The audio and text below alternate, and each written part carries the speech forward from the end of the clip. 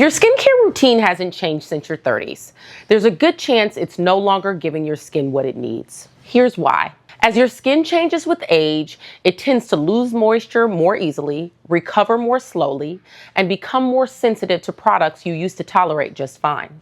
So the routine that worked for you at 32 can start feeling ineffective or even irritating by your late 30s and into your 40s. And most women don't need more products to fix that. They need a better structure. In this video, I'm walking you through the core steps that actually matter, how to think about them now, and where I see women make mistakes that keep them stuck.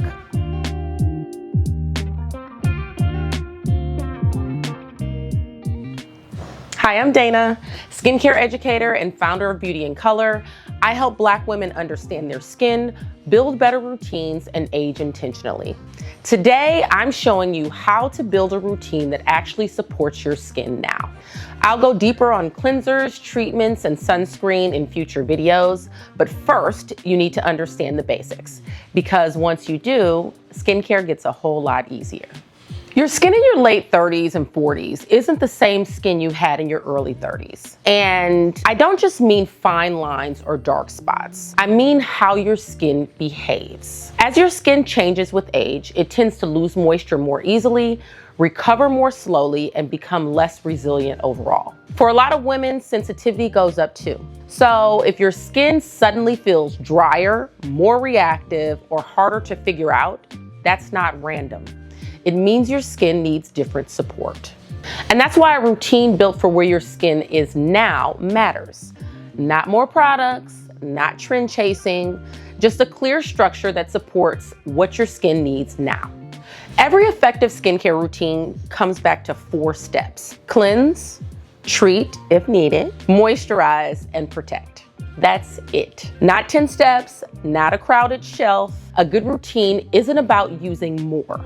It's about using the right products in the right order consistently. Think of your skin barrier like a brick wall. The skin cells are the bricks. The lipids between them, ceramides, cholesterol, and fatty acids, are the mortar. That barrier holds moisture in and keeps irritants out. Every step in your routine is really about protecting and supporting that wall.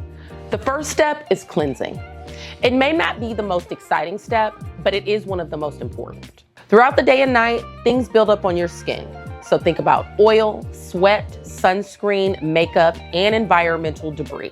In the morning, you're removing sweat and leftover product from overnight. And at night, you're removing everything that built up during the day. And this is where I see a lot of women make a mistake. They use a cleanser that's too harsh. When your barrier is already weaker, a stripping cleanser doesn't just remove buildup. It also removes the moisture your skin is already struggling to hold on to. And if you're dealing with eczema like I am, or any chronic sensitivity, it's working even harder to stay intact, which makes a gentle cleanser non-negotiable. So cleansing should clear away what doesn't belong without damaging your barrier. If your skin feels tight or squeaky clean after washing, that's not a good sign. That's your barrier telling you something is off. The goal is to use a gentle, non-stripping cleanser that cleans thoroughly without leaving your skin feeling depleted. Step 2 is treatment. This is the goal-focused step, where your routine becomes more personalized. This is where you decide whether you're maintaining your skin or actively trying to change something. Treatments are the products that target the concerns that often become more noticeable as skin changes with age. Things like hyperpigmentation and dark spots that take longer to fade, fine lines and loss of firmness, or dullness or uneven texture. This is where serums and actives come in. But this is also where I see women go into one of 2 directions.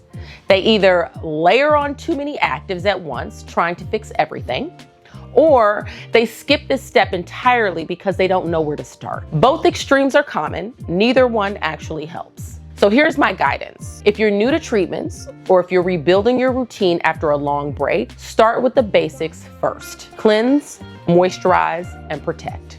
Get consistent with those. Once your barrier is healthy and stable, that's when adding a targeted treatment can make a real difference. Your skin will tolerate it better, and you'll usually get better results. So this isn't where you start, But once your foundation is solid, this is where you can make the biggest impact on the concerns that matter most to you. Step 3 is moisturizing. And this step deserves more attention than it usually gets. Moisturizer helps support your barrier, reduce moisture loss, and keep your skin comfortable and balanced. It helps reinforce that brick wall, the ceramides, cholesterol, and fatty acids that help hold your barrier together. Now, one thing I hear often from women as they get older is, I moisturize every day, but my skin feels dry. And sometimes the issue isn't that your moisturizer is bad. It's that your skin is low on water, low on oil, or both. And those aren't the same thing. That's part of the reason a moisturizer that worked fine in your 30s may not feel like enough right now. As oil production drops and your barrier holds onto moisture less efficiently, you may need a richer formula, or you may need to add a hydrating serum into your treatment step, something water-based that goes on before your moisturizer to give your skin the water it's missing. Hydration and moisturizing are actually two different things, and your skin needs both. I'll go deeper on that in a few weeks. But the key point for today is that every skin type needs a moisturizer, even oily skin. And the one you used to rely on may not be enough for where your skin is right now. Step 4, and the most important step in your entire routine, is protection. That means sunscreen. I know it's not the most exciting recommendation, but without sun protection, everything else you're doing is being partially undone. UV exposure is one of the biggest contributors to premature aging, hyperpigmentation, and uneven skin tone. And at this age, sunscreen is doing double duty.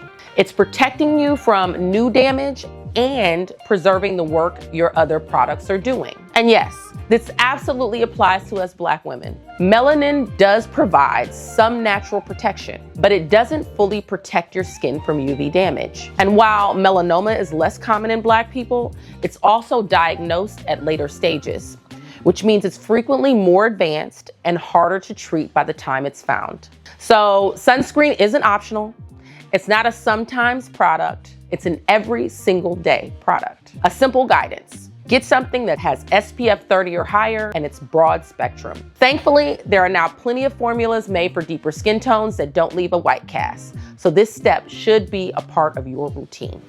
So here's the full routine structure: cleanse, treat if needed, moisturize, and protect. But if you're starting over, simplifying, or trying to get your skin back on track, your base routine can be much simpler. In the morning, cleanse, moisturize, and apply your sunscreen. At night, cleanse and moisturize. That's enough to start. Then, once that foundation is consistent, you can add a treatment where it makes sense. And remember, consistency matters more than complexity. 3 products in the morning, 2 at night, done consistently, that's what makes the difference. If this breakdown was helpful, make sure you're subscribed because I'm going deeper on all of this in the coming weeks. In the next video, I'm walking you through how to repair your skin barrier and what that process actually looks like when your skin is dry, irritated, reactive, or just not functioning the way it should. If you want weekly skincare education sent straight to your inbox, join my newsletter. The link is in the description. Thanks so much for watching. I'm glad you're here, and I will see you next week.